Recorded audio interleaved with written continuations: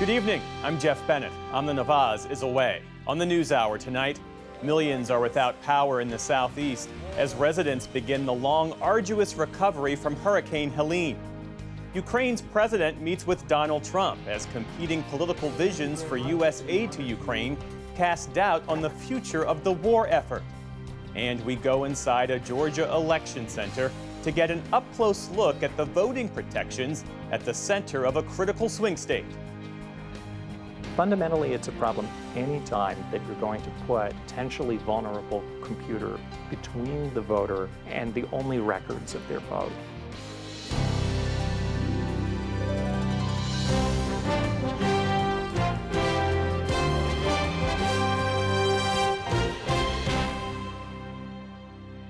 Major funding for the PBS NewsHour has been provided by the ongoing support of these individuals and institutions, and friends of the NewsHour, including Jim and Nancy Bildner, and the Robert and Virginia Schiller Foundation, the Judy and Peter Bloom Kovler Foundation, upholding freedom by strengthening democracies at home and abroad. It really matters when you have an opportunity to give back. Being part of something that's bigger than myself, that's what brings me happiness. Being able to integrate your professional career with some of these other things that are important to you, it's critical to be happy at the end of the day. This is our community too, and we want to participate and give back to it. People want those opportunities to make an impact and a difference.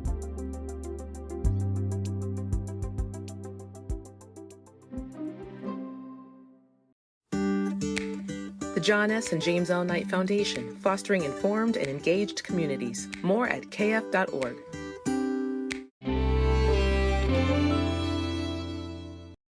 And with the ongoing support of these individuals and institutions.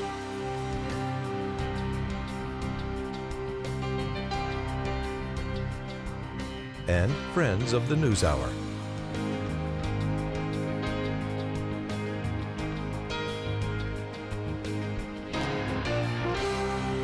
This program was made possible by the Corporation for Public Broadcasting and by contributions to your PBS station from viewers like you.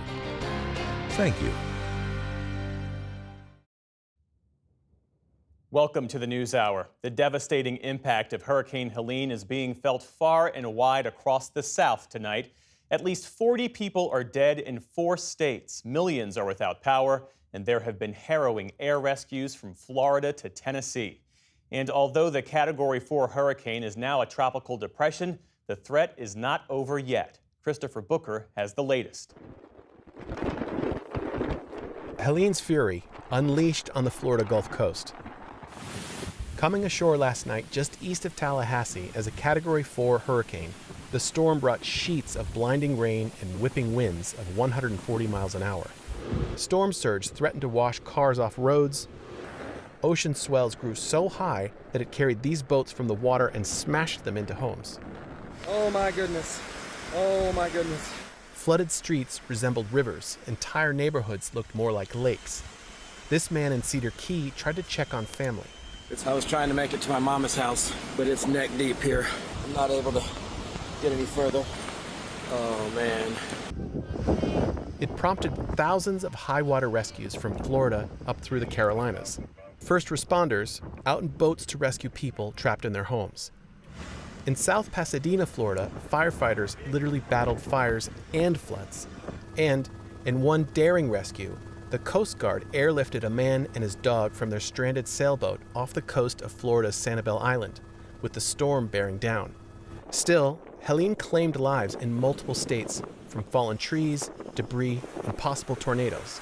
Many of them in Georgia, where Governor Brian Kemp said the threat was still very real. It is still very dangerous out there. Even though the winds are starting to die down, there's still trees literally falling. In the mountains of Asheville, North Carolina, up to 10 inches of rain sent floodwaters roaring past the Biltmore. And in Tennessee, dozens of people had to be airlifted from a hospital engulfed by the rising river.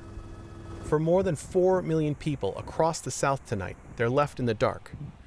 And returning power to some customers, officials say, could take days. Helene has now weakened to a tropical depression, but it still threatens millions further inland, hovering over the Tennessee Valley through the weekend. Its sheer size can only fully be comprehended from space, spanning from Missouri to Virginia down to Georgia, where streets and neighborhoods were submerged today, catching many off guard.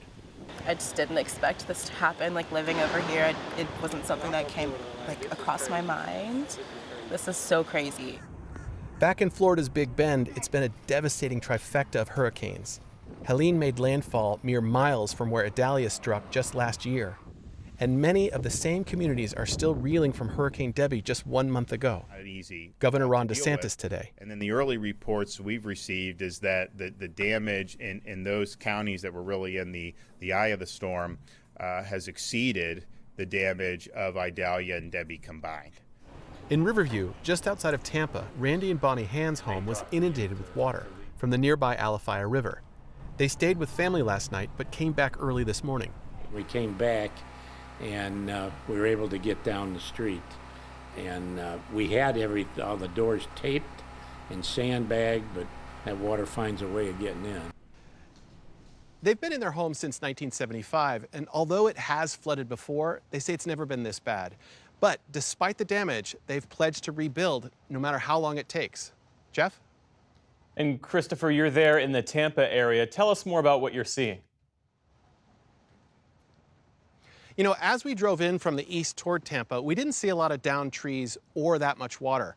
But as we learned through the day, Tampa and nearby Tallahassee were actually spared the brunt of the storm.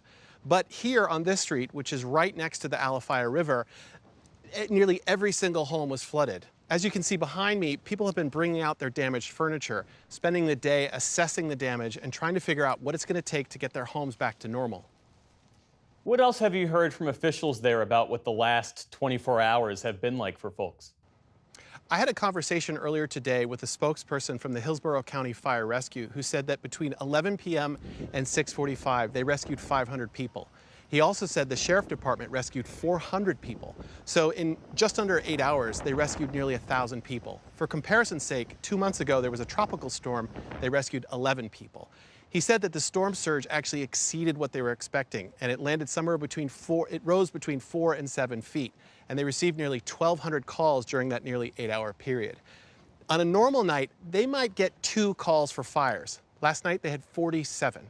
He also said that this storm was an eye-opening event for Hillsborough, that this is an area that's used to storms, but last night was different.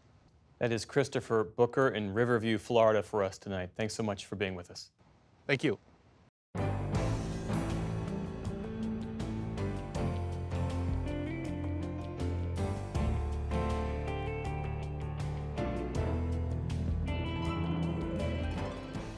The day's other headlines start in the Middle East, where Israel says it struck Hezbollah's central headquarters in Beirut. Massive blasts shook the city just before sunset, flattening several residential buildings. The death toll was not immediately clear.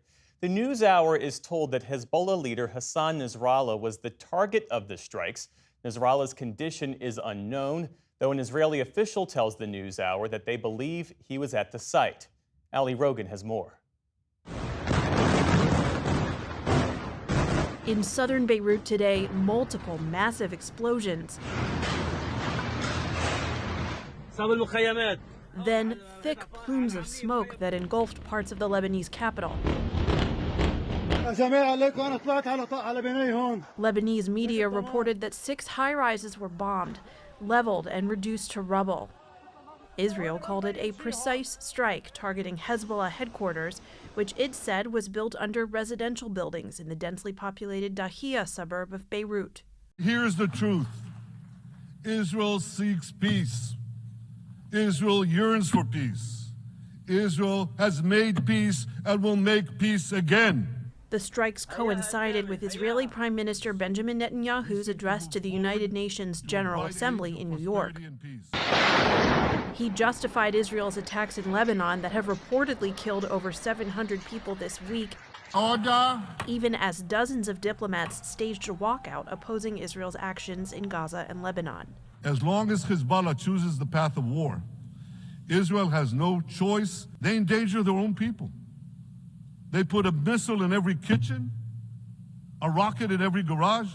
A source familiar tells the NewsHour the strikes targeted Hezbollah General Secretary Hassan Nasrallah, who has been its leader for over 3 decades. Nasrallah joined the ranks of Hezbollah in his 20s, working his way up under the mentorship of Hezbollah co-founder Abbas al-Musawi, who was assassinated by Israel in 1992. Today, Beirut reels under the shock of what was the biggest attack on the city in years. For the PBS NewsHour, I'm Allie Rogan.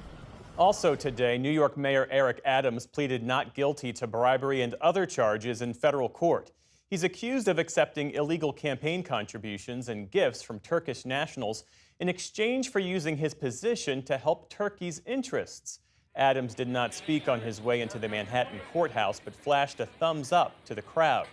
His lawyer said he will file a motion next week to request that the charges be dismissed. Adams was released after the hearing. He has said he won't resign and will continue to conduct city business as usual. Vice President Kamala Harris is making her first visit to the nation's southern border today since becoming the Democratic presidential nominee. She touched down in Arizona this afternoon and is set to give remarks later in Douglas, Arizona, near the border. Harris lags behind her rival, Donald Trump, when it comes to voters' trust on the issue of illegal immigration and is looking to close that polling gap. For his part, the Republican nominee was in Michigan today to deliver remarks, according to his campaign, focused on manufacturing and the economy. The Justice Department has charged 3 members of Iran's Revolutionary Guard for the suspected hacking of Donald Trump's presidential campaign. According to a 37-page indictment, the men allegedly engaged in a wide-ranging hacking campaign starting in 2020 that targeted U.S. officials, journalists, and campaign staff. The goal was to damage confidence in the U.S. democratic process. The men are charged with 18 counts, including wire fraud and identity theft. Speaking to reporters today, Attorney General Merrick Garland said the attacks point to the increased threat posed by Iran, plus Russia and China. These authoritarian regimes, which violate the human rights of their own citizens, do not get a say in our country's democratic process. The American people and the American people alone will decide the outcome of our country's elections. Last month, the Trump campaign said it had been hacked by Iranian actors and that sensitive internal documents had been stolen and distributed. The 3 men charged today all live in Iran and are unlikely to ever face a trial in the U.S. On Wall Street today, stocks ended mixed to close out the week. The Dow Jones Industrial Average gained more than 130 points to end at a new all-time high. The Nasdaq lost ground, giving back about 70 points on the day. The S&P 500 also ended lower, but just barely, slipping about 7 points. And a venerated star of the stage and screen has died. Dame Maggie Smith, one of the greatest of her generation, won 2 Oscars, 4 Emmys, and a Tony, and played roles many generations will remember. I'm so looking forward to seeing your mother again. When I'm with her, I'm reminded of the virtues of the English. But isn't she American? Exactly. I saw you drooling over her pearls. For nearly 70 years, Dame Maggie Smith enchanted audiences with her signature mix of quick-witted comedy and English elegance. There never is anything personal between us, is there? Or is that getting too personal? Prolific and preeminent, she took on a truly impressive range of roles. Smith started her career in the theater, working on Broadway, the West End, and at the Royal Shakespeare Company to great acclaim. Your attention, please. Yet she wasn't as widely known until she took on 2 megastar roles in the 2000s. First as Professor Minerva McGonagall in the Harry Potter franchise. Oh, thank you for that assessment, Mr. Weasley.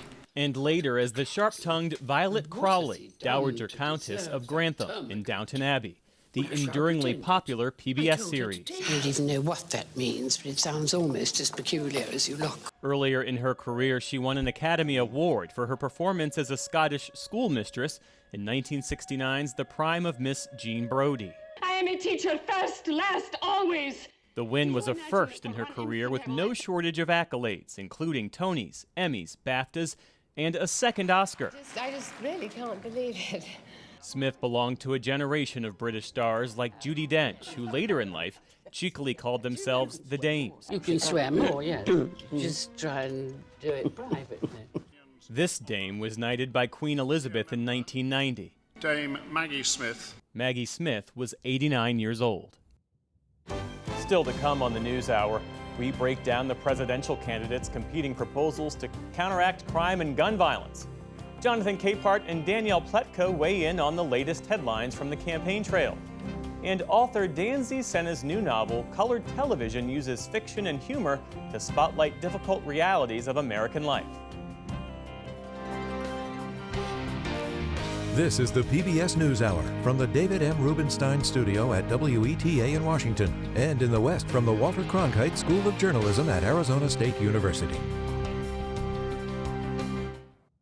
Ukrainian President Volodymyr Zelensky is heading back to his home country after a busy week of meetings with leaders here in the U.S. His final sit-down was with former President Donald Trump, whose current bid for president holds high stakes for U.S. support for Ukraine. Stephanie Tsai has more. Former President Trump and Ukraine's leader Volodymyr Zelensky met at Trump Tower in New York. We have a common view that the war in Ukraine has to be stopped and Putin can't win and Ukrainians have to prevail, and I want to discuss with you the details of our plan of victory. Ahead of their closed-door meeting, Trump said he had a great relationship with Zelensky, crediting him for helping him during the first of his impeachment trials. That scandal exploded 5 years ago when Zelensky, fresh-faced before years of war, sat with then-President Trump at the United Nations. We're with the president of Ukraine, and he's made me more famous, and I've made him more famous. The ayes have it. Trump was impeached in late 2019 after he demanded Ukraine provide information on then-candidate Joe Biden in return for releasing military aid to Ukraine. The Republican-controlled Senate acquitted Trump. The fact that we're even together today is a very good sign. But in the same breath today, Trump also lauded Russia's president, leading Zelensky to interject. Trump's response was telling. We have a very good relationship, and I also have a very good relationship, as you know, with President Putin. And I think if we win, I think we're going to get it resolved very quickly. I really think we're going to get it resolved. I hope we have more good relations. We're going to have. Oh, I see. Yeah, but you know, it takes two to tango. You know, and. With Russian assaults continuing, all week Zelensky found himself caught in the crossfire of the battle for the U.S. presidency, with Trump refusing to say whether Ukraine should win the war. And earlier this week, Trump said this about Ukraine's president. I think Zelensky's the greatest salesman in history. Every time he comes into the country, he walks away with $60 billion. Trump also suggested this week that Ukraine should have made concessions to Russia to avert the war. Ukraine is gone. It's not Ukraine anymore. Any deal, even the worst deal, would have been better than what we have right now. His running mate, Ohio Senator J.D. Vance, has also focused on the war's price tag. I don't appreciate Zelensky coming to this country and telling the American taxpayers what they ought to do. He ought to say thank you to the American taxpayers. Vance and other Republicans have ramped up their critique of Zelensky since an interview with The New Yorker published Sunday.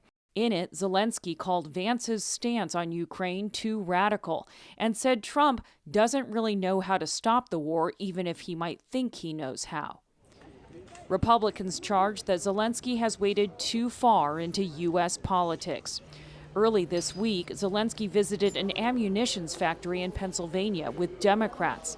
Now, the GOP Speaker of the House is calling for Ukraine's ambassador to resign, and a House committee is investigating whether laws or ethics were breached. Well, President Zelensky, it is good to see you again.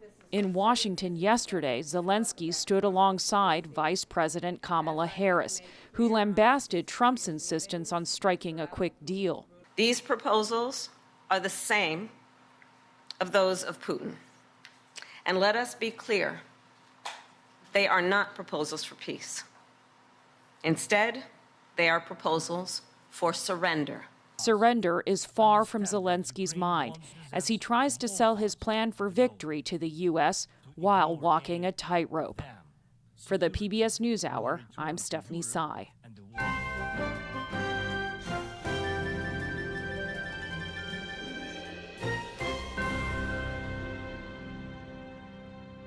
Georgia is one of the battlegrounds where local and state officials are grappling with some big changes about certifying the vote and a new requirement to hand count the total number of ballots.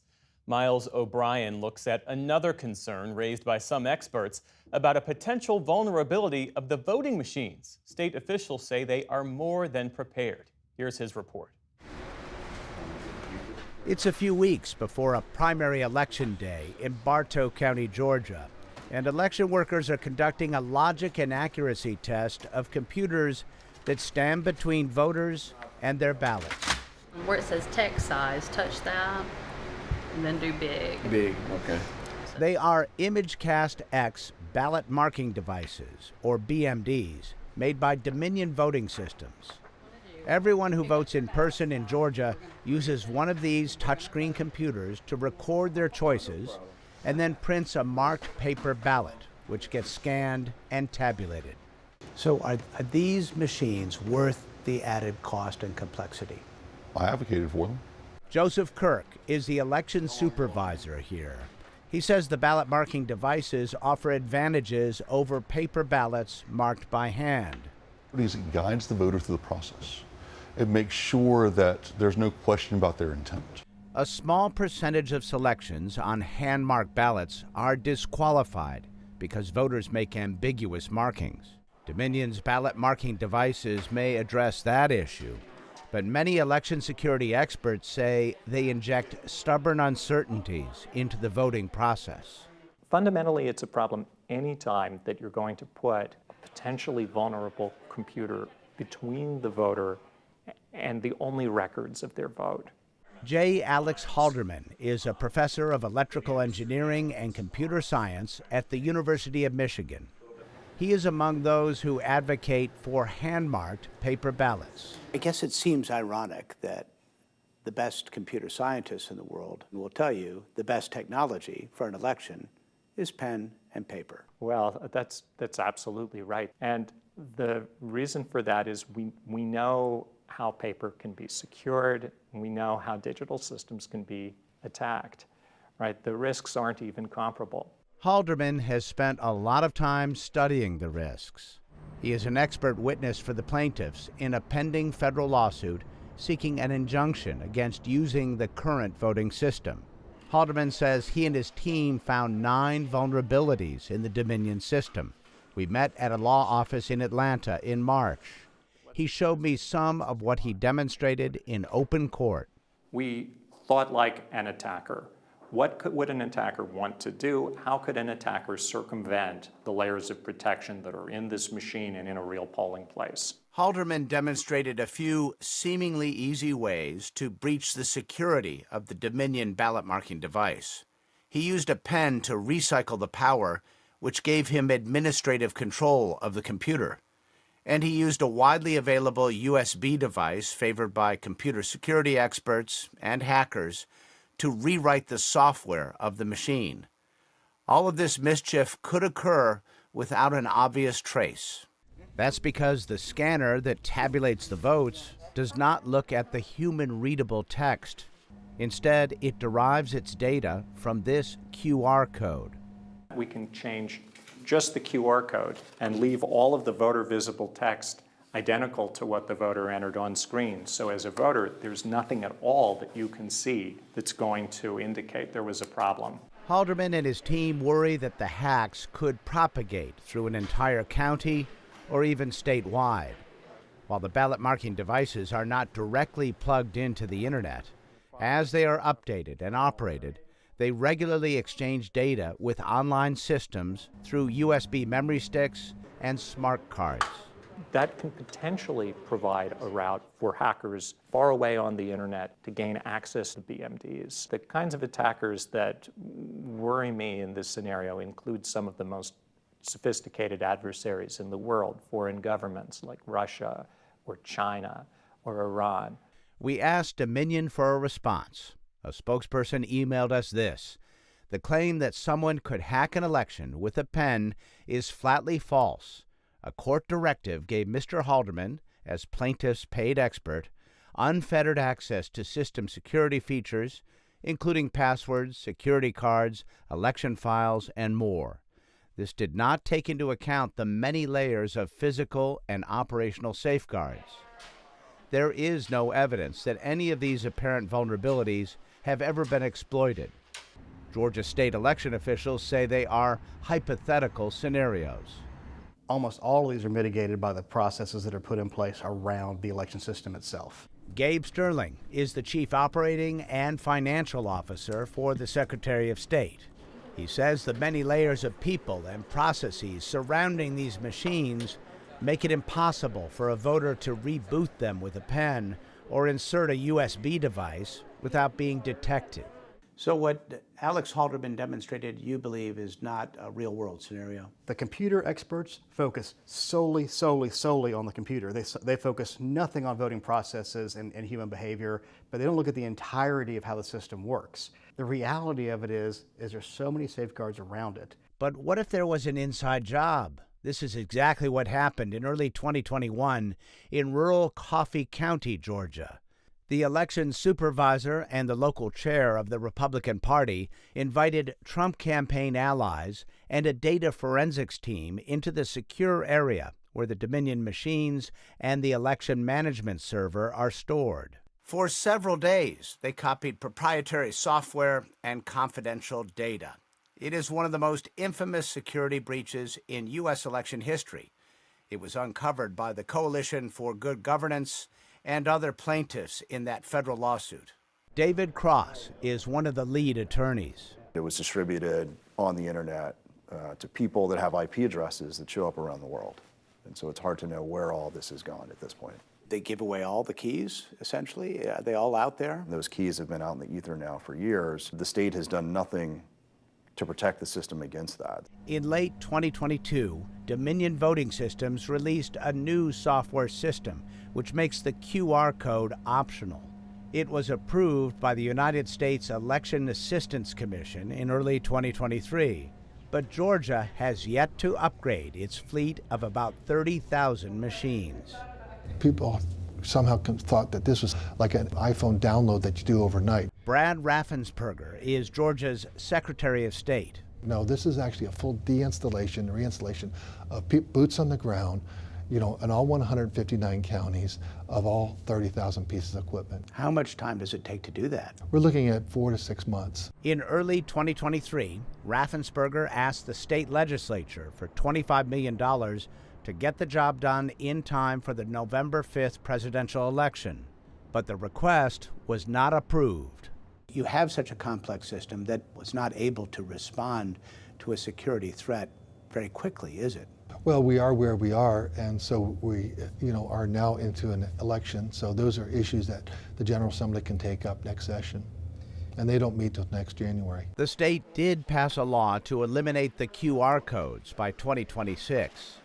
In the meantime, Georgia is relying on additional oversight to save the day in a contested election. In addition to the logic and accuracy testing before the machines are deployed, state election workers will conduct parallel monitoring while the machines are in use, which we saw during the presidential primary in March. All right, so we scanned our 24 ballots through. They randomly selected BMDs from various counties and tested them for accuracy on Election Day. So we know what the county is using matches our control. And after the election, they will conduct risk-limiting audits designed to deliver a statistically valid confirmation of the results. During those audits, the votes are verified with the human legible text, not the QR codes. And if it is as close and contested as in 2020, Georgia is prepared to do a 100% hand recount. If one aspect does in fact fail, do you feel pretty confident one way or another you'll catch it? Yes, our system and our people are battle tested. We've been through 2020, we've been through 2022, and we're ready for 2024. Ready or not, Georgians who vote in person this year will use Dominion ballot marking devices. As voters cast their ballots, political operatives are likely poised to cast doubt on whether the machines can be trusted. For the PBS NewsHour, I'm Miles O'Brien in Atlanta.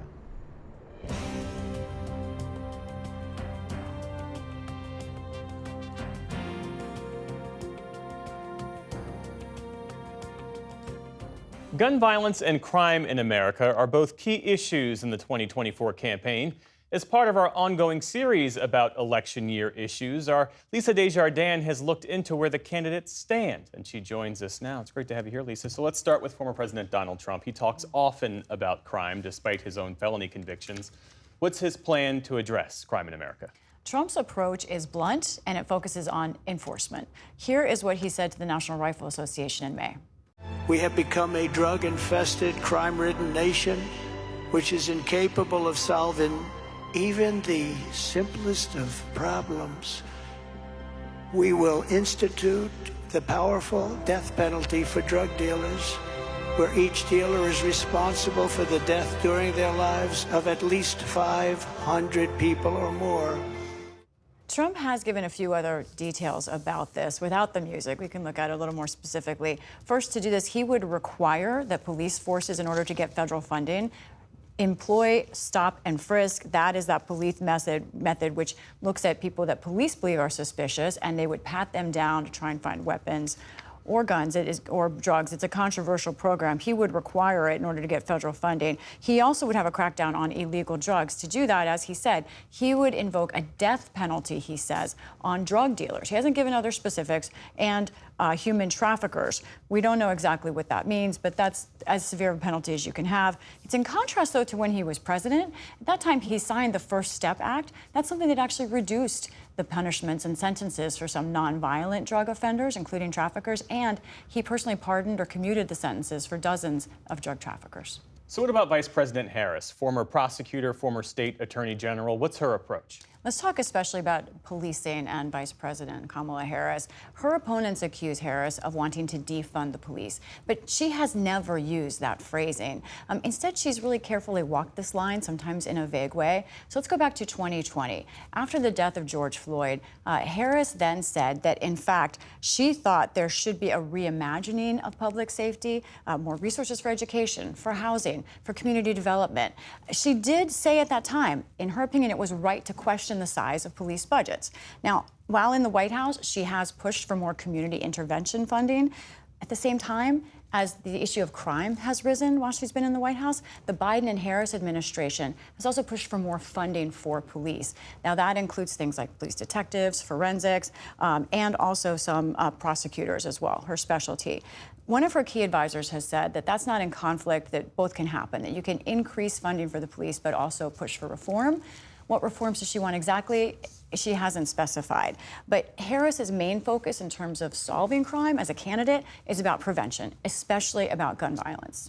Well, let's talk more about that. What are the candidates saying about what they would do if elected about this issue of gun violence in particular? Right, let's start with Harris, because it really is central to what she is saying as a candidate. Here is something she said at an event just yesterday. I'm in favor of the Second Amendment, and I believe we need to reinstate the assault weapons ban and pass universal background checks, safe storage laws, and red flag laws.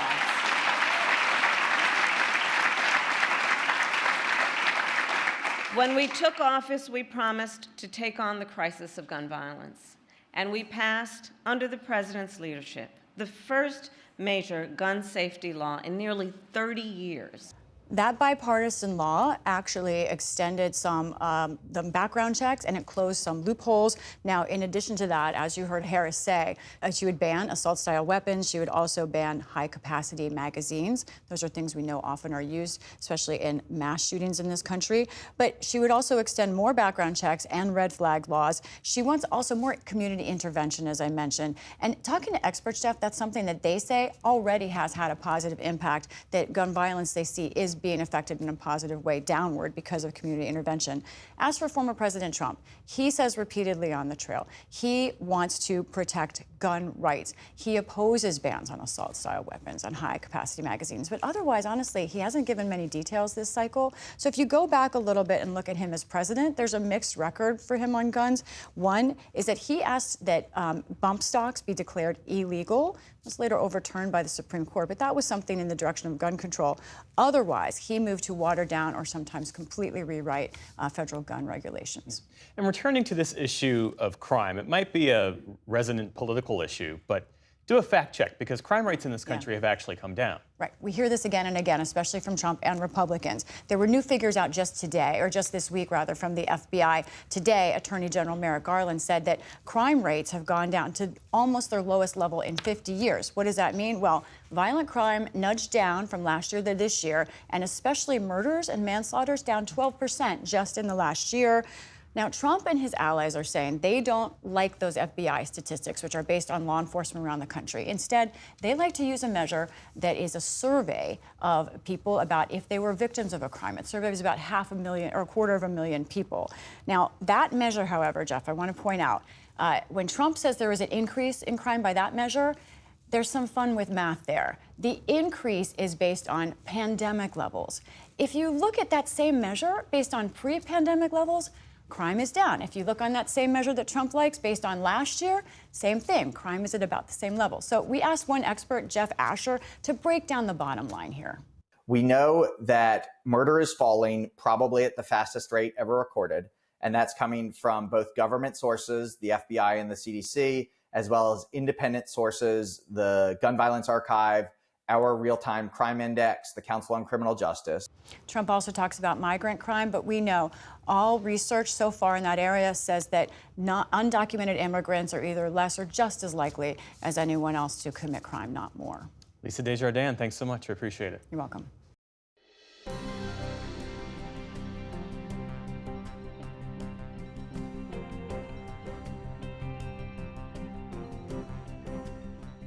Vice President Kamala Harris heads to the U.S.-Mexico border to present her border security plan.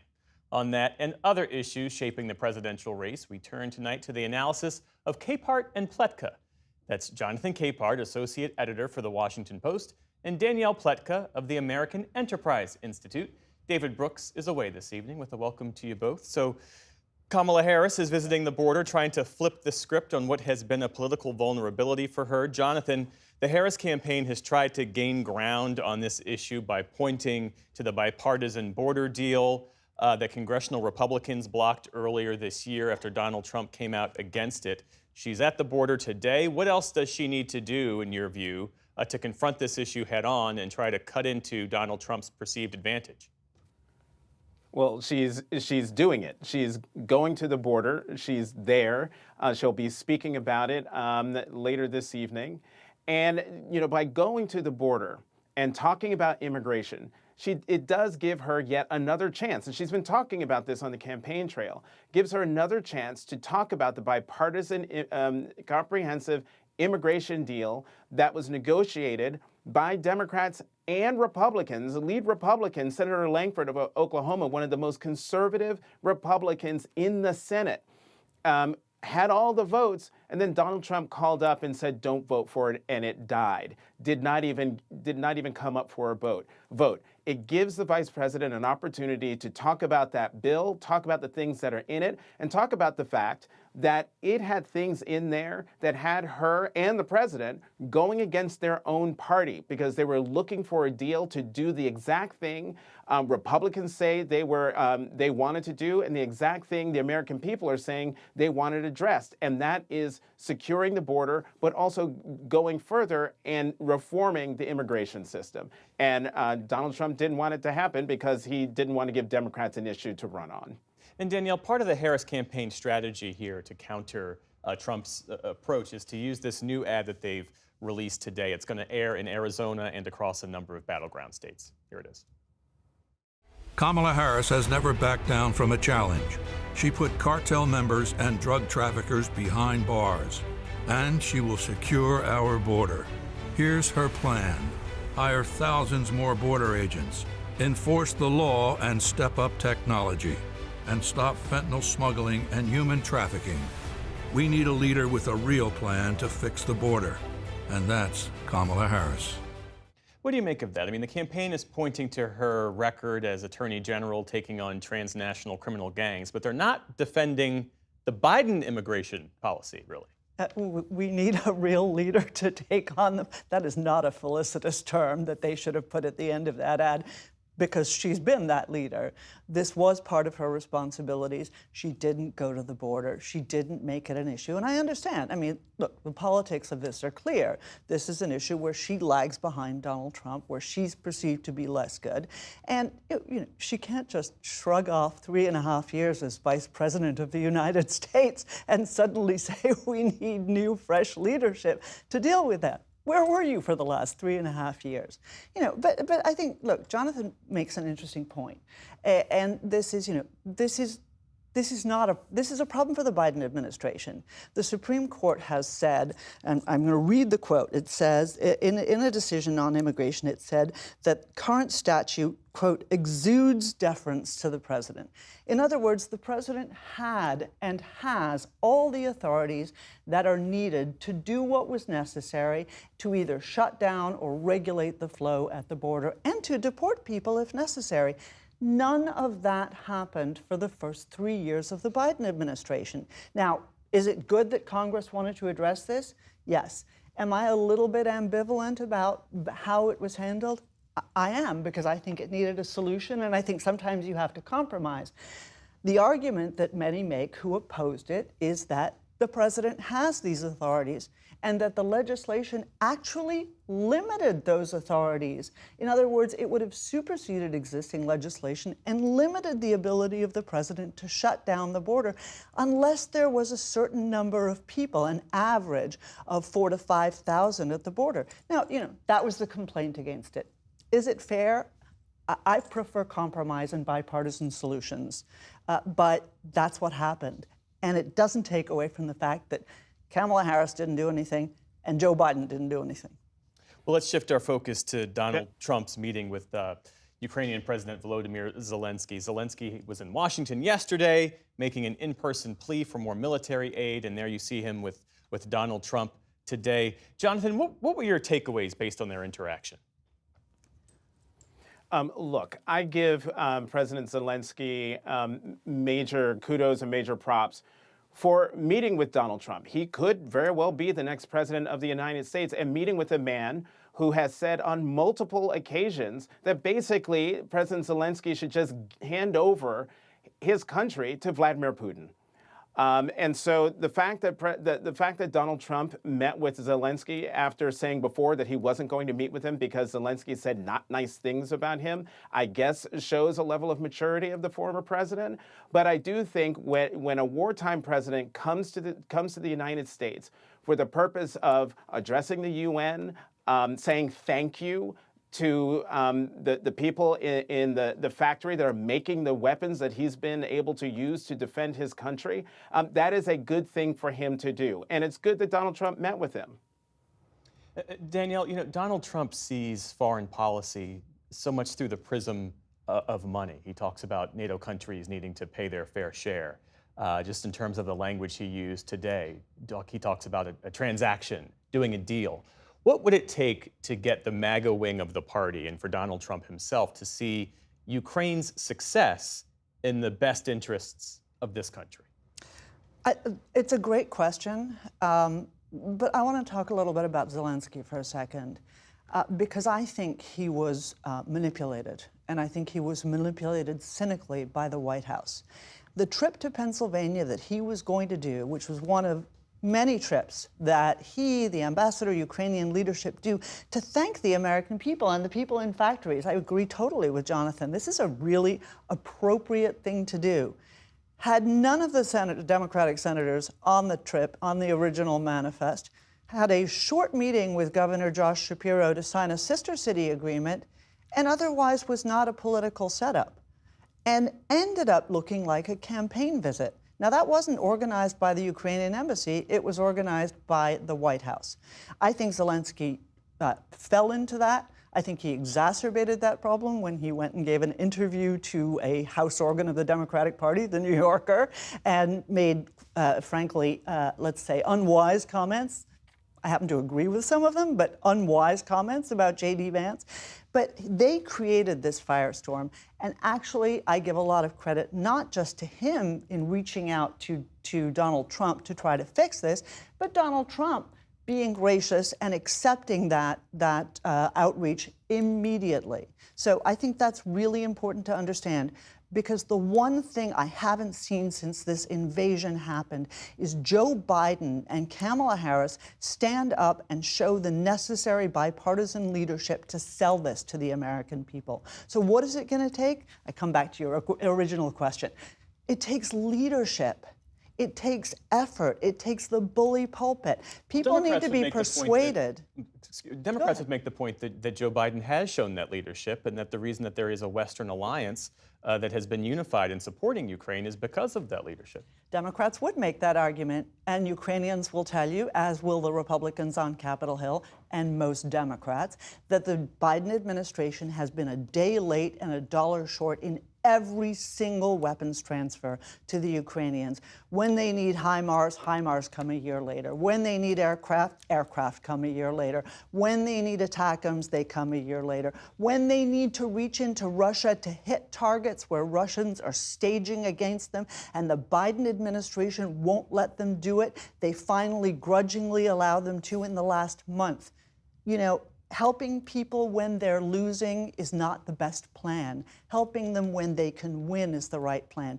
That's what I call leadership, not just going and schmoozing at NATO. What about that, Jonathan? And this is really a bipartisan criticism, that the Biden administration, when it comes to giving Ukraine aid, when it comes to giving them the missiles that they've asked for, that the Biden administration has been too slow to get to yes. And now the question is, will the U.S. give Ukraine the authority to shoot Western weapons deeper into Russia? The administration might get to yes on that question too, but at the moment it has taken them weeks and weeks and weeks to get there. Sorry, I'm just trying to recover from the hurricane of platitudes there. Listen, Jeff,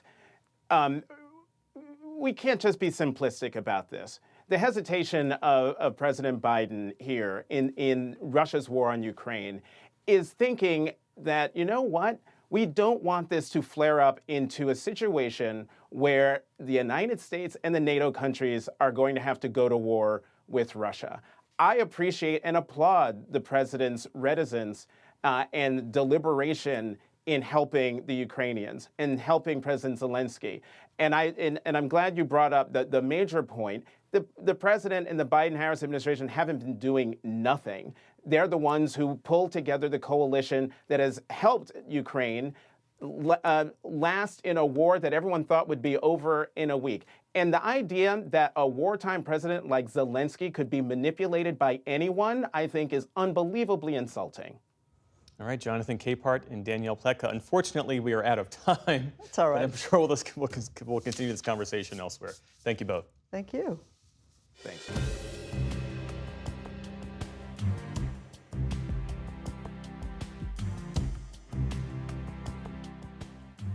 The new novel, Colored Television, uses fiction and satire to spotlight sensitive and often difficult realities of American life. Senior arts correspondent Jeffrey Brown talks to author Danzy Senna for our arts and culture series, Canvas. And I have affection for all the places and people I skewer in the book. In Danzy Senna's new novel, all manner of contemporary culture is subjected to sometimes brutal skewering. Hollywood, publishing, class and real estate, most of all, attitudes toward race. People aren't expecting a comedy about racial identity or about someone failing, and financial woes and familial problems, but the comedy in it has a lot of darkness underneath it, and it feels like freedom to me to be able to work in that tone. Did you have fun writing this book? I had a lot of fun. Most of all, I'm making fun of myself or people like me. I'm often writing about people in my world and people like me who I never see represented. So, so much of my work is about putting those people into the light. From her first book, the 1998 novel Caucasia and On, Senna has mined and examined her own world of growing up biracial in America, the tensions within her own community and the broader culture. In Colored Television, her protagonist is a biracial, struggling writer, wife, and mother named Jane Gibson, who can't finish her epic novel, which her black husband playfully dubs her Mulatto War and Peace.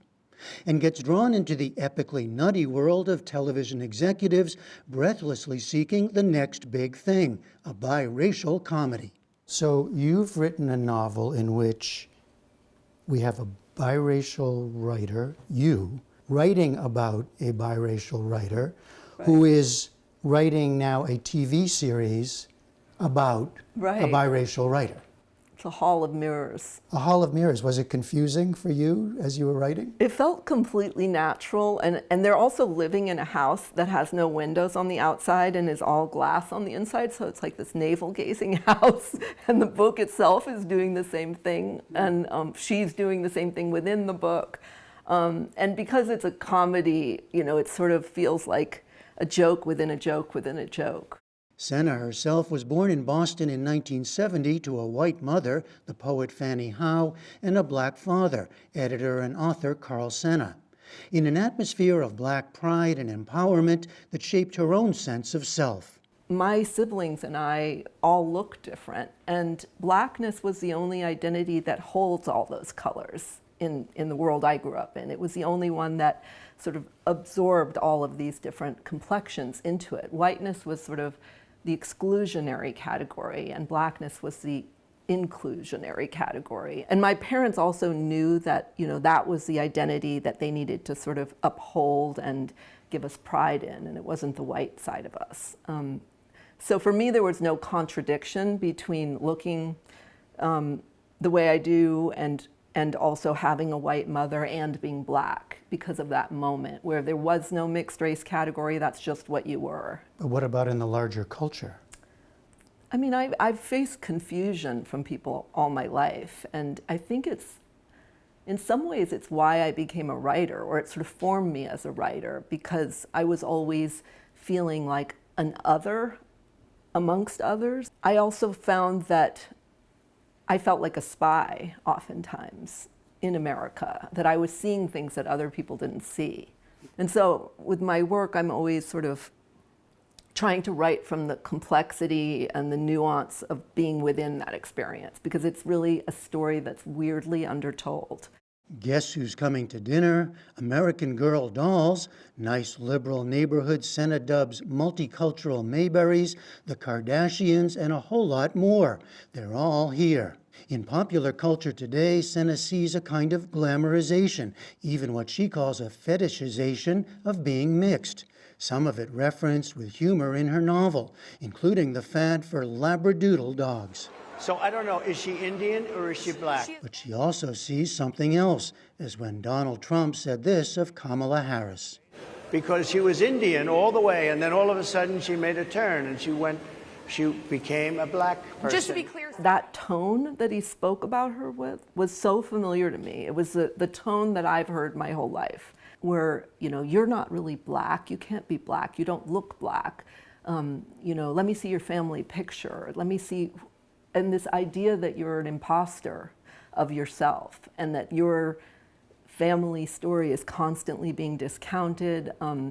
These things that you hold inside of you that feel naturally who you are, you're not half and half, you're a whole person, are constantly being met with suspicion and a kind of hostility or disbelief from the world, because you don't fit this kind of cartoonish or kindergartenish idea of what the races are.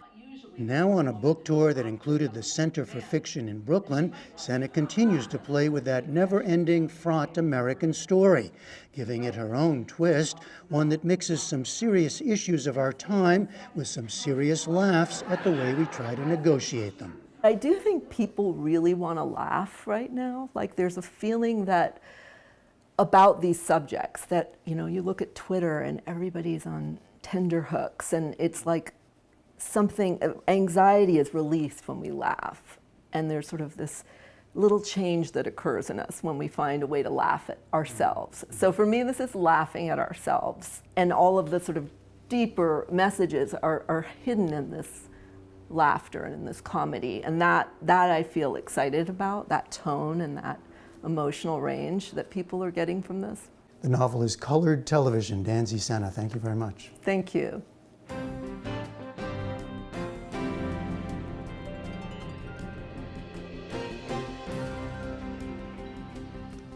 there's a lot more online, including PBS News Weekly. That's our digital show that unpacks an eventful week amid an escalating war in the Middle East while world leaders gathered in New York for the United Nations General Assembly. You can find that on our YouTube page. And be sure to tune in tonight to Washington Week with The Atlantic. Guest moderator Laura Barón Lopez and her panel analyze Harris and Trump's dueling positions on immigration and look ahead to Tuesday's vice presidential debate. And on PBS News Weekend, the latest on the aftermath of Hurricane Helene as the storm pushes north. And that is the News Hour for tonight and this week. I'm Jeff Bennett. For all of us here at the PBS News Hour, thanks for spending part of your evening with us. Major funding for the PBS News Hour has been provided by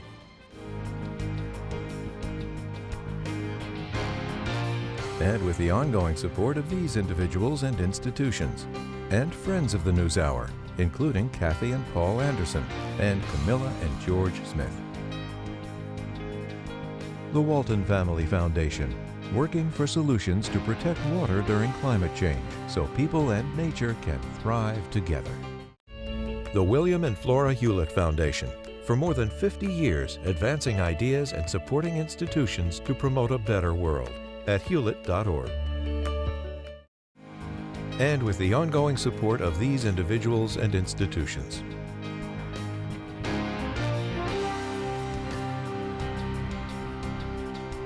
And friends of the News Hour.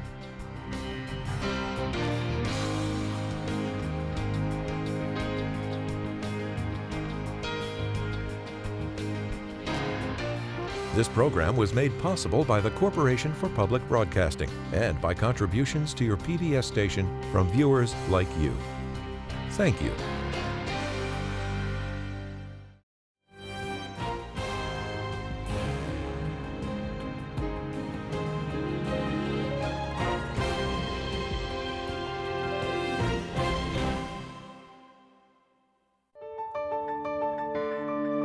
You're watching PBS.